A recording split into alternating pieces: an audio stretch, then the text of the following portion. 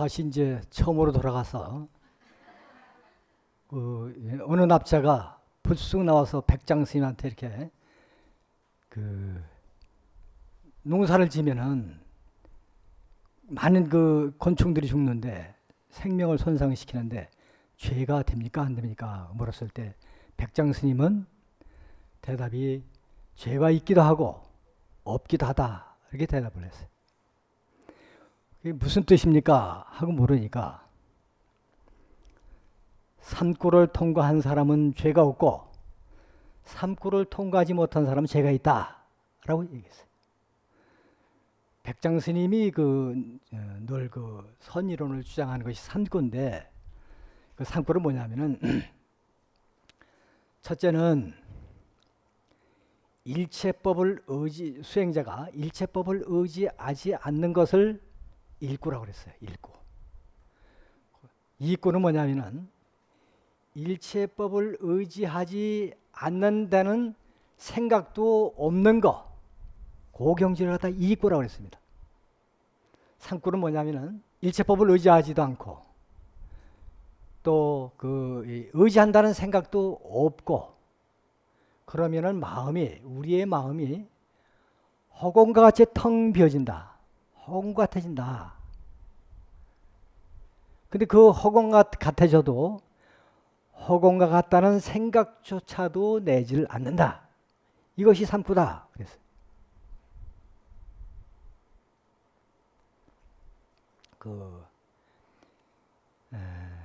쉽게 얘기하자면 일구는 한 성문연각의 법이라고 할 수 있고 제2구는 보살 9번째 10개 중생 중에 7, 8번째가 이제 성문연각이고 9번째가 보살인데 보살의 경지를 갖다 얘기를 하고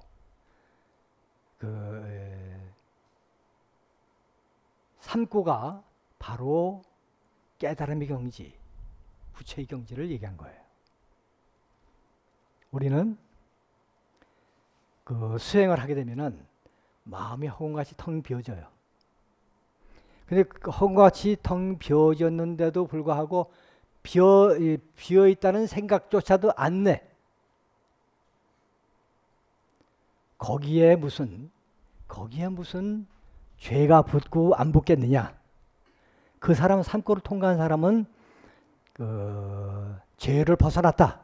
죄를 초월했다. 이렇게 얘기를 해요. 그러나 산골을 통과하지 못한 사람은 그러한 허공 같아졌는데도 불구하고 허공 같다는 생각도 안 내는 그러한 산골을 통과하지 못한 사람은 죄가 있다. 그러니까 우리의 생활 전체가 우리 청정 자성으로 몰입되어 있어요. 그러니까 아직 깨닫지 못한 사람은 정말 발심을 해라. 누가 죄만 짓고 있으면 되겠냐? 발심해라. 그래서 청정자성을 확 드러내라. 그게 바로 수행이다. 라고 얘기를 하셨어요. 아마 최고의 대답이 아닌가 생각을 합니다. 인간으로서 대답할 수 있는 최고의 대답이라고 생각이 됩니다. 제가 젊었을 때 출가하기 전에 이광수 씨가 쓴 이 원효 대사를 굉장히 감명 깊게 봤어요. 근데 거기에 보니까 원효 스님이 산중에 들어가서 이 토구를 지어요. 자기 시자를 데리고 토구를 지어요. 시자가 묻습니다. 똑같은 경우지. 그 산에다 토구를 지니까 땅도 이렇게 골라야 돼서 땅도 파야 되지. 또 나무를 피워서 많은 나무를 피워서 그거를 다듬고 그러니까 거기에 또 얼마나 많은 곤충이 죽냐고요. 그래서 이게 살생을 결국 하는 거 아닙니까? 이걸 어떻게 저의 입장으로서는 어떻게 생각을 해야 됩니까? 거기는 대를 위해서 소가 희생되느니라는 얘기가 나와요. 그거는 이제 이광수 씨의 개인적인 소견이겠지. 우리 그 대답과 이 백장 스님의 대답 배달을 시켜보면은 그 수준의 차이가 엄청 많이 나요. 인간이 대답할 수 있던 최고의 대답이라고 이렇게 생각이 들 정도로 정말 절묘한 대답을 하셔서 묻는 사람들뿐만 아니고 많은 사람들이 그러한 일을 하면서 살생을 하지만 빨리 이것을 벗어나야 되겠다는 그런 이 죄의 속박감에서 벗어나겠다는 그런 그 생각을 많이 내면서 크게 발심을 해서 더 열심히 정진을 하게 만들었어요. 멋지죠? 그래서 오늘은 여러분들하고 시간이 얼마 남질 않아서 우리 이 청규에 나오는 수행 방법 가운데 한두 가지만 내가 좀 설명을 해줘서 여러분들 수행하는데 참고가 되게끔 이렇게 하려고 할 생각을 합니다. 아까 얘기했듯이 우리는 이 선농일치라고 해가지고 선과 노동을 일치화시켰어요. 일치화시켰는데 이게 아까도 얘기했듯이 노동을 하기 위한 노동이 아니라 자기 완성을 위한 노동을 했어요. 그 이야기는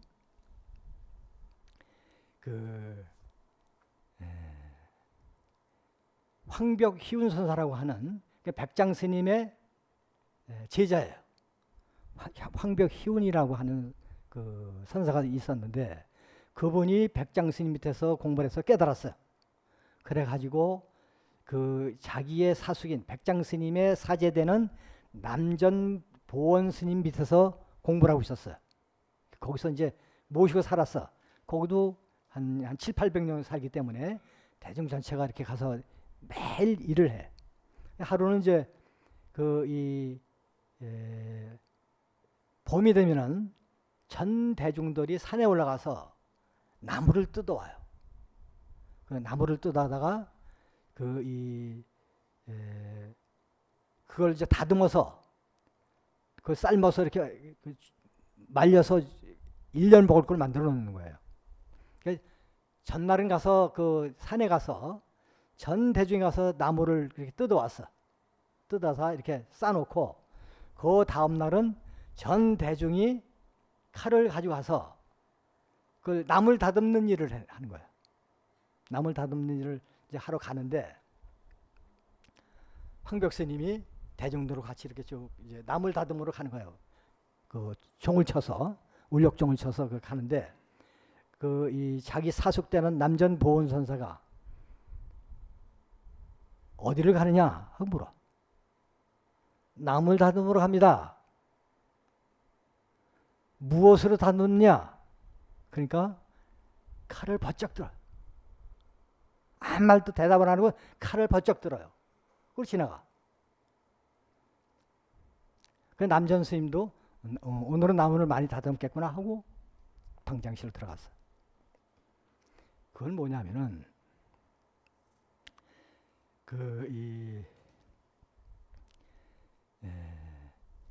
우리의 본성, 진여 사상을 표현하는 거예요. 그냥 다듬은 게 아니라 나와 화두가 일체가 되고 그걸 무념이라고 그래요. 무념. 일체가 되고 일체가 된 상태에서 내가 일을 하잖아. 나무를 다듬잖아. 칼을 가지고 나무를 다듬는데 이 칼하고 내가 일체가 되는 거예요. 그걸 무라일체라고 그래요. 무라일체. 나와 사물이 내가 하는 칼 가지고 나무를 다듬는 그것이 일체가 되는 거예요. 일체가. 이게 굉장히 우리 선종에서는 중요해요. 이 삼매라고 일명 삼매라고 표현하게 돼. 요게 이제 장자에 보면은 그 표현이 잘 나오는데 어느 때 보니까 꼽추 노인이 매미 잡는 것이 일이야. 매미 잡는 것이. 저기 나무에 달린 매미를 잡는데 사람들이 지나가다 보니까 이렇게 매미를 잡는데 백발백중으로 잡아. 그 참 신기한 거예요. 하나도 놓치지 않고 잡는 거예요. 매미라는 놈이 근처만 와도 날아가잖아요. 근데 그 사람은 가서 매미채만 하면 그냥 백발복종을 잡는 거예요. 그래서 이제 물어봤어. 어떻게 그렇게 잘 잡습니까? 신기합니다. 그럼 물어보니까 나도 처음에는 그 10번에서 한두 마리 잡기 어려웠습니다. 그러나 시간이 가면서 내가 매미가 돼서 잡으니까 99% 잡습니다. 이게 물화일체예요. 물화일체. 나와 사물이 일체가 되는 거야. 그러니까 나와 매미가 일체가 돼 보니까 내가 매미가 돼 버린 거야. 그냥 매미가 어쪽으로 날아가는지 훤히 아는 거야. 그냥 갖다 그냥 매미채만 갖다 대기만 하면 잡는 거야. 이것이 바로 물화일체고 우리 수행의 아주 중요한 포인트입니다. 우리는 일을 그냥 하는 것이 아니라 나와 사물이 일체가 되게, 나와 화두가 일체가 돼서 무념이 되고 거기 상태에서 또 사물과 일체가 되는 그러한 경지를 갖다가 얘기를 해요. 우리 여러분들이 잘 아는 소동파라는 당성 8대 문장가 중에 한 사람 있죠. 소동파, 아주 유명한 불교 거사고 깨달은 사람인데 조등에 올라가 있을 정도로 깨달은 분이에요. 그분은 평상시에 늘 주장하기를 무념어물을 주장을 했어요. 무념어물. 사물을 대하는데 우리가 하루에도 그 경계를 수천 번, 수만 번 당하죠. 사람도 만나고 또 법문도 듣고 또 집에 와서 일도 하고 또 자녀들도 만나고 하루에 수만 번 경계를 부닥치는데 그 경계를 무념으로서 대하라. 무념으로서 대하라. 평생 그분 주장하던 거예요. 그냥 대하지 말고 우리는 보통 사람들은 수행하지 않은 사람들은 평생 동안 1000만 가지 그 이상의 많은 경계를 당해서 다 경계에 넘어가 버려요. 경계에 끄달려가. 인간은 감정의 노예예요. 노예예요, 우린. 수행 안 하는 사람들은 다 노예야. 희노애락 애양욕이라는 기쁘고 화가 나고 슬프고 즐겁고 좋아하고 사랑하고 싫어하고 욕심내고 이것이 칠정이라고 그래서 사람의 감정이에요. 감정엔 완전히 노예가 되어 있어요. 우리는 하루 온종일 이 칠정이 일어나는 거예요. 칠정이. 어떤 때는 즐겁고 어떤 때는 화가 나고 어떤 때는 사랑스럽고 어떤 때는 밉고 어떤 때는 슬프고 이런 칠정이 계속 경계에 따라서 일어나는 거예요. 경계에 따라서 일어나는 칠정에 우리는 끄달리고 있어요. 거기에 얽매여 있어요. 조금만 싫은 게 있으면 확 화가 나고 조금만 좋아도 확 좋아하고 요즘 사람들은 7, 80이 돼도 그런데 그러니까 인격이 20대에서 머물러 버린 거야. 적어도 우리가 만나는 경계를 내가 부릴 줄 알아야 돼요. 내가 부릴 줄 알아야 돼요. 맨날 경계에 끄달려가지고 노예가 돼서 우리는 평생 잡념 속에서 감정의 노예가 돼서 노예로 살다가 마는 거예요. 수행 안 하는 사람들이 불쌍한 것이 바로 그거예요. 자기 주관 한번 세우지 못하고 자기 자신 한번 옳게 들여다보지 못하고 평생 감정의 노예가 돼서 잡념 속에서 일생을 살아가는 그런 것이 불행한 겁니다. 그래서 우리 소동파는 무념어물이다. 이건 우리가 아주 명심을 해야 됩니다. 모든 사물을, 모든 경계, 내가 당하는 경계를 무념으로서 대하라. 무념은 뭐냐면은, 무념은 이 분별이 없는 걸 얘기해요. 분별이 없는 걸. 좋고 싫고, 선하고 악하고, 크고 작고, 길고 짧고, 옳고 그르고, 대소장단 선후 본말 시시비비, 이런 것들로부터 초래된다는 얘기예요. 그런 상태를 무념이라고 그래요. 무념. 그러니까 무념은, 진정한 무념은 나와 화두가 일체가 됐을 때, 정확하게 이 상태를 최고의 무념으로 평가를 하고 있어요. 나와 화두가 일체가 됐을 때, 일체가 됐을 때 이 상태를 무념이라고 그러는데, 그러면 일체 분별이 떨어져 버려요. 그런 상태에서 사물을 대하라. 사물을 대할 때 무념으로 하라. 우리 일하는 것이 그냥 일하는 게 아니라 반복해서 계속 우리 똑같은 선원에서 똑같은 일을 해요. 공양 들 때 맨날 공양 똑같은 일, 똑같이 사선하고 또 일할 때 일하고 이러지만 그런 가운데에 그러한 무념이 되도록 나와 화두가 일체가 되도록 그런 노력을 하고 또 그 무념으로서 모든 경계를 대처를 하는 내가 나중엔 경계에 불임을 당하는 게 아니라 내가 부리는 그러한 경지를 터득하기 위해서 끊임없이 노력하는 거예요. 이게 바로 수행입니다. 그리고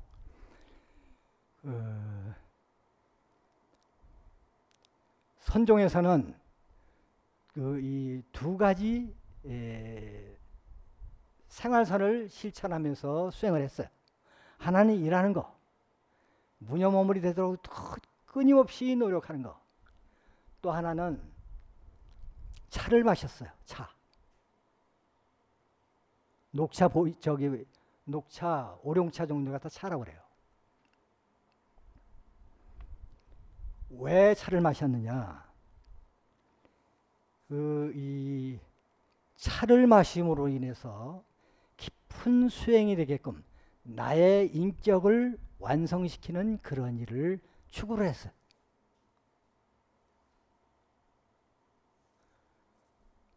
우리 선원에서는 무슨 행사 있을 때마다 차로서 해요. 방장 스님은 방장되면 하루 종일 차를 마셔야 돼. 하루 종일. 왜냐하면 지도자급 되는 사람들 불러서 이 차 마시는 법이 굉장히 엄숙하고 뛰어나요. 그 사람들을 불러서 상의를 하고 지시하고 총님을 이런 행사가 있는데 이렇게 하라 이렇게 하라. 너희들 생각은 어떠냐? 이렇게 차를 대접하면서 그래요. 또 중간 그룹을 불러다가 그 차를 마시면서 공부도 점검하고 또 수행하게끔 하는 거예요. 또 초심자들 따라 불러다가 또 지도를 해요. 화두 지도를 하고 이 차 마시는 법, 일하는 법, 일하면서 수행하는 거, 차 마시면서 수행하는 거 이런 것들을 낱낱이 그렇게 가르쳐 줘요. 그 다음에 새로 방부드리는 사람들, 천명이 살면 새로 방부드리는 사람이 얼마나 많겠어요. 그 사람을 딱 불러서 여법하게 차를 내주면서 차를 마시게 하면서 처음 오는 사람들한테 자세히 또 가르쳐줘요. 가르침을 줘. 그리고 행자들 불러서 또 걔네들한테 차를 내주면서 여법하게 차를 마시게끔 하면서 교육을 시켜요. 그래서 외부에서 그 이제 방장스님 찾아오는 신도들이 있으면 또 차를 내서 그 사람들한테 우리 선종의 이야기를 해줘요. 선종 포교라는 거예요. 그 우리 그 방장스님한테는 시자가 수십 명 따라갔다. 그리고 전 대중이 며칠에 한 번씩 전 대중이 한 방에 모여가지고 차를 마셔요. 그때 방장스님께서 한마디 교훈적인 이야기를 한마디 하시고 차를 똑같이 마셔요. 똑같이 마시는 방법이어서 똑같이 마셔요.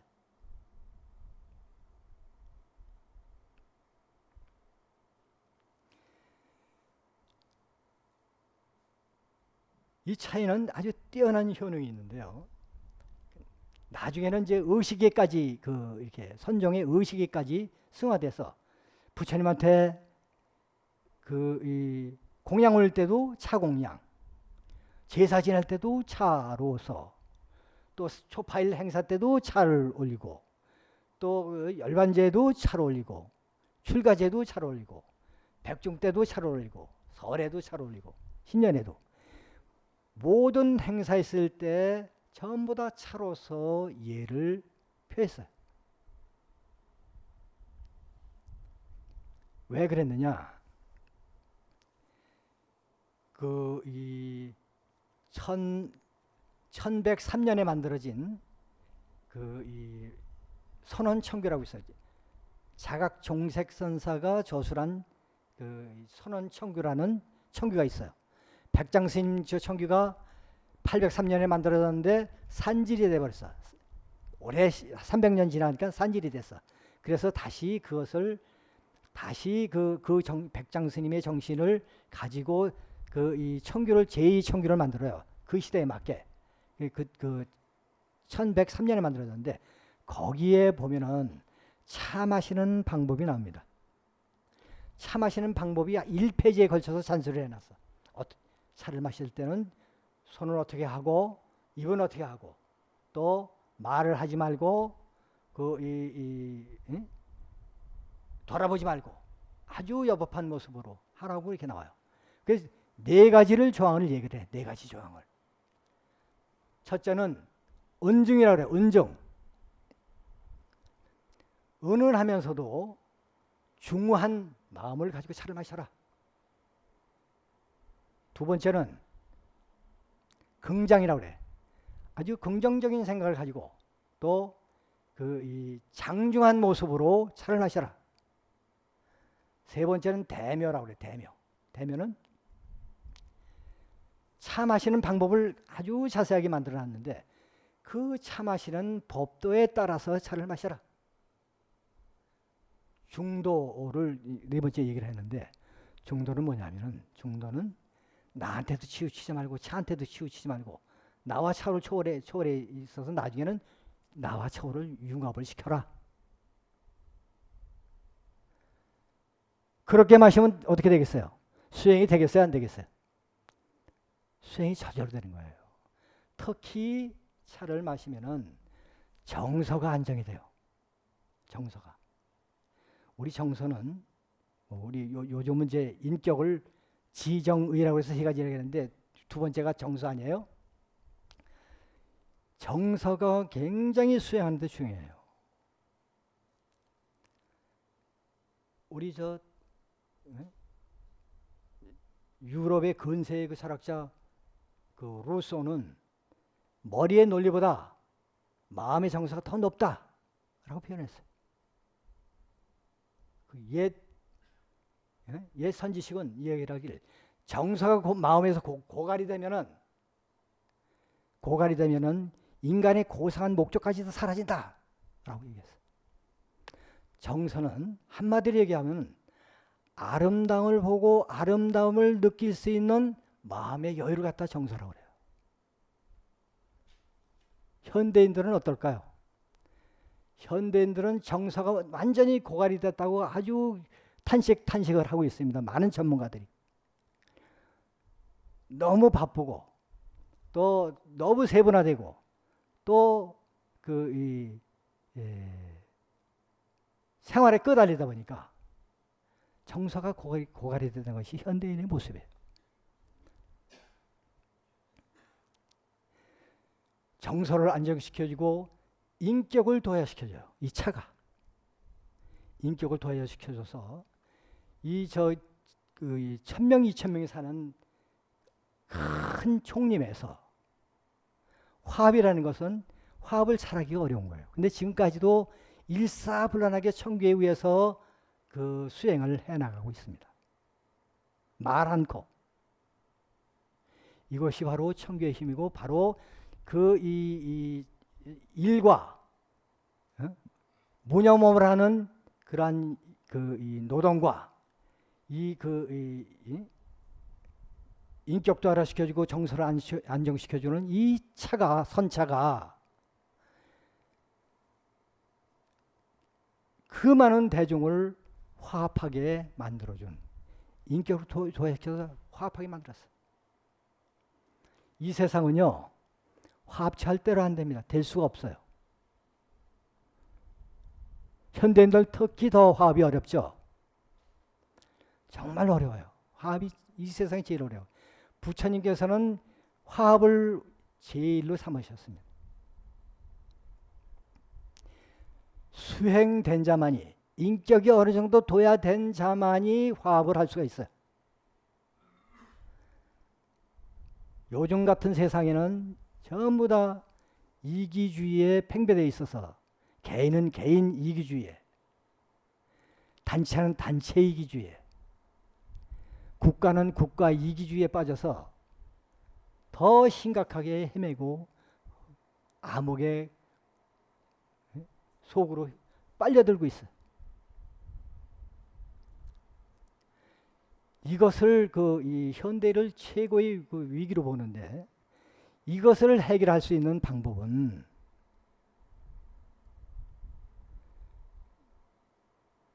무엇일까요? 우리 수행밖에 없어요. 개인적인 수행밖에 없습니다.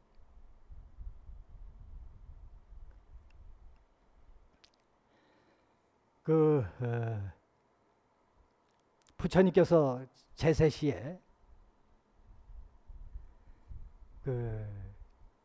유마경에 보면 그런 얘기가 나와요. 다른 세상에 있는 보살 수준에 있는 보살들이 900만 명이 여기를 와요. 우리 사바세계 우리 부처님 제세시에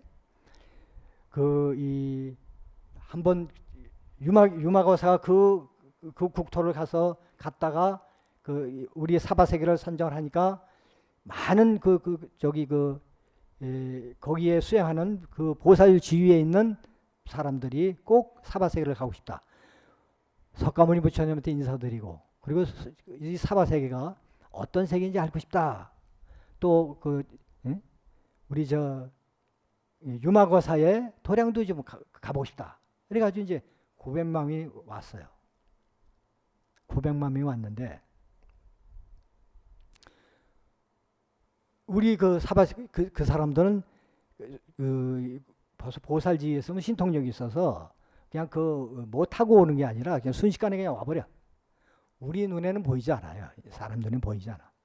와서 다 돌아보고는 깜짝 놀라는 거예요. 깜짝 놀래가지고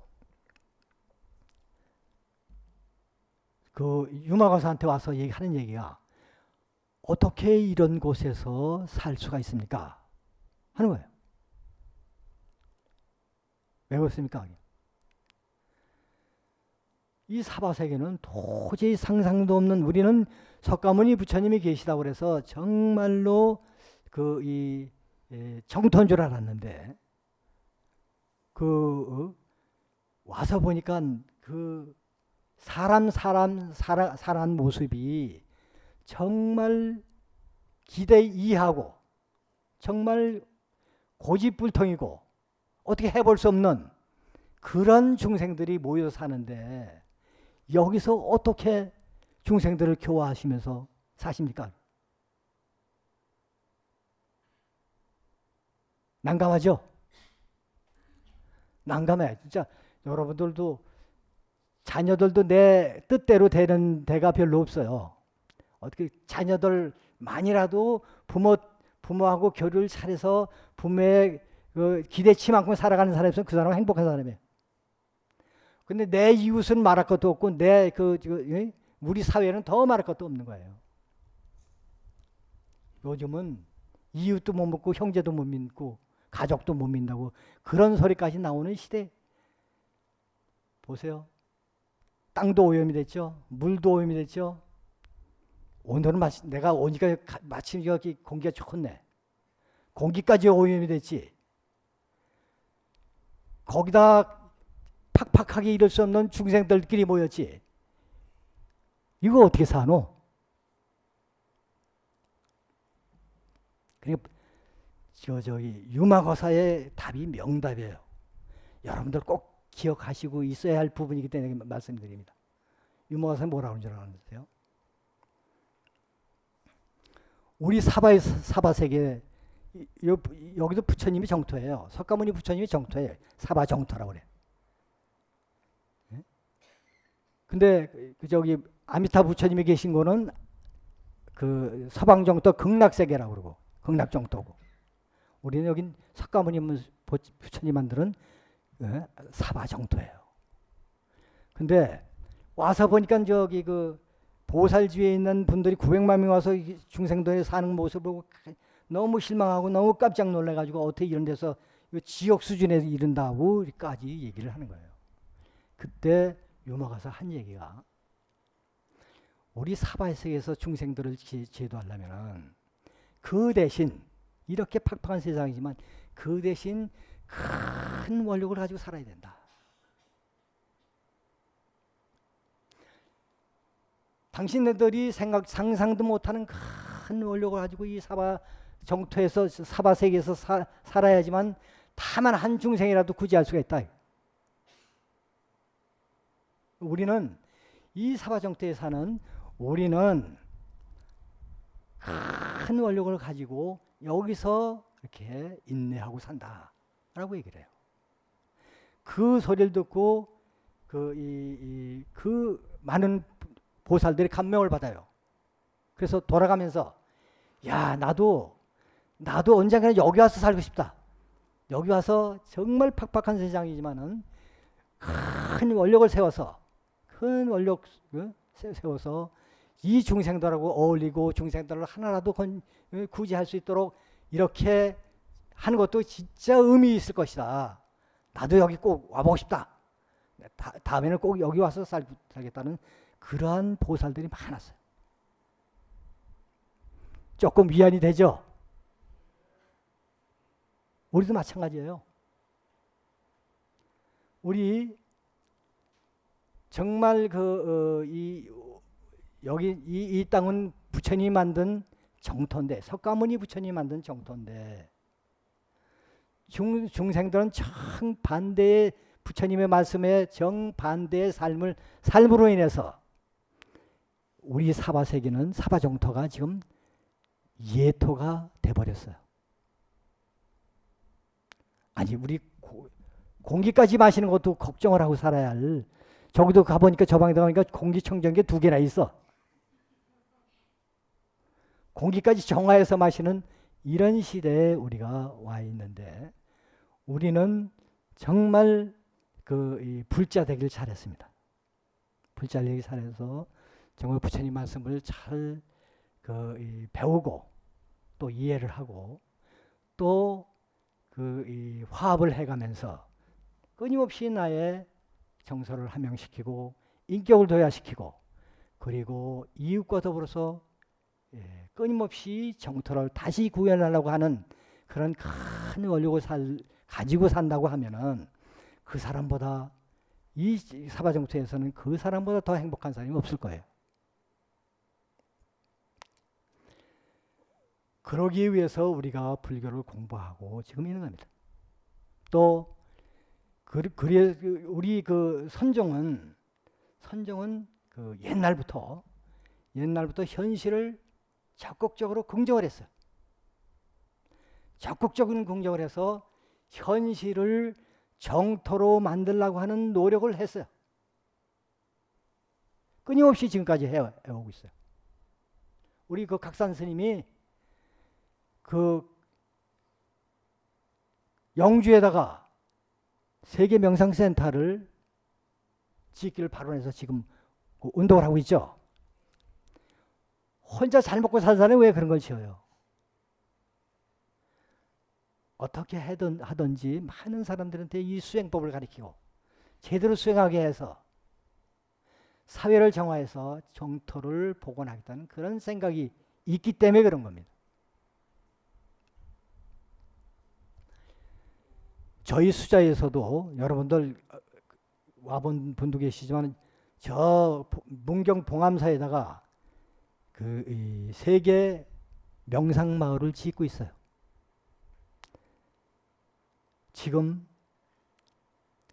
이 세상은 갈수록 더 어려워지고 갈수록 더 힘들어가고 있는 입장이에요.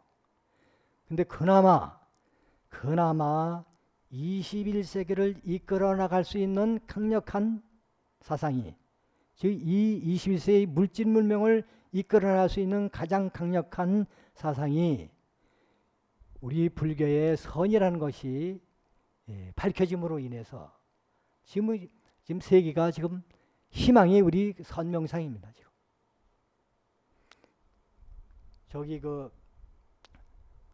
문경 세계명상마을 그거 짓는데 제가 책임자로 뽑혔어요.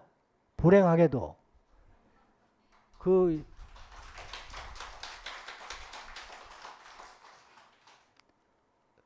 산 중에서 한 50여 년 수행만 하는 사람이 저걸 지어내라고 날 뽑아놓으니 참 답답한 일이지.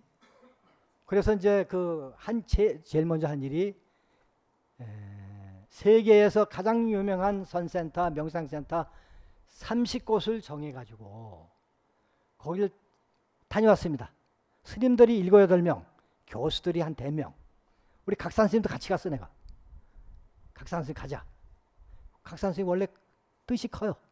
뜻이 크고 또 일을 참 잘해. 그래서 각산 스님 나하고 같이 가자 그래가지고 각산 스님도 같이 프랑스, 영국, 아일랜드, 미국, 일본 또 그 외로 중국, 대만, 저기 미얀마까지 외국에 가서 깜짝 놀랐습니다. 미국과 유럽엔요, 지금 그 선명상 붐이 일어나가지고 가는 곳마다 차고 넘쳐요. 사람들이 줄을 이어 있어. 종교 분별 없이 거기에는 우리 불자도 있고 기독교인들, 기독교 개신교인들도 있고 캐톨릭인들도 있고 회교인들도 있고 아무 그 종교 의식 없이 모든 사람이 와서 하는데요. 대기자가 줄을 짓고 있어. 태풍이 불고 있습니다, 지금. 그래서 저희들이 오히려 외국에 나와서 우리 동양 것이 저 외국에 가서 이렇게 유행을 하고 있는데 우리가 가서 감명을 받고 왔어요. 그래서 정말 21세기의 물질 문명의 대안이 충분히 될 수 있겠구나. 선과 명상이. 그 희망을 가지고 왔어요. 그래서 지금 열심히 짓고 있습니다. 지금 3분의 1을 지었어요. 그래서 거기에 이제 아주 우리 수행자들이 본격적으로 나서서 선도 포기하고 이 가나선의 이 최상승 가나선의 위대한 점도 부각시키고 직접 지도를 하고 해서 가나선이 세계화시키는 데까지 일을 하자 해서 지금 스님들이 모여서 그런 뜻을 세우고 발언을 하고 지금 그 일을 하고 있습니다. 여러분들이 서울에서 보니까 가나선을 공부한다는 분들이 있어서 너무 고맙고 반가워서 제가 오늘 이렇게 열심히 나와서 여러분들하고 이렇게 대화를 좀 하고 있습니다. 짧은 시간이지만은 짧은 시간에 우리 선의 진수를 다 말씀드릴 수는 없지만은 그래도 중요한 것을 여러분들한테 내가 한 번씩 이게 지나갔어요. 그래서 여러분들이 앞으로 그러한 이 가나선의 특색이 있고 위대하다는 것을 이해를 하시고 공부를 하면은 앞으로 빠르게 그리고 힘을 얻는데 큰 도움이 되리라 생각을 합니다. 짧지만 2시간 동안 제가 이렇게 여러분들하고 같이 수담을 나눴는데요.